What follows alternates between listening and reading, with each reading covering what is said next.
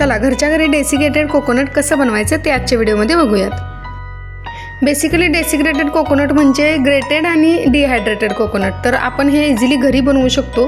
मार्केटमध्ये अवेलेबल असतं, पण त्यामध्ये ढिगभर प्रिझर्वेटिव्स टाकलेले असतात। तर त्याच्यापेक्षा बेटर आहे की तुम्ही घरी अगदी इझिली हे डेसिकेटेड कोकोनट बनवू शकता।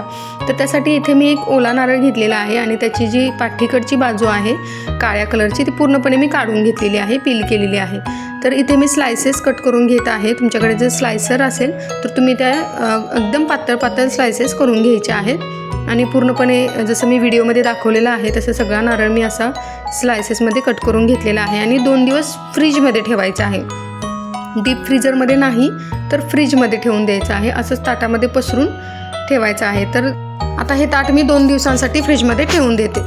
एका पातळ कपड्याने झाकून ठेवलं तरी चालतं, काही प्रॉब्लेम नाही। आता हे बघा 2 दिवसानंतर मी ह्या स्लाइसेस बाहेर काढलेल्या आहेत। चला आता पटापट याला ग्राइंड करून घेऊयात। खूपच सोपी पद्धत आहे डेसिकेटेड कोकोनट घरी बनवण्याची।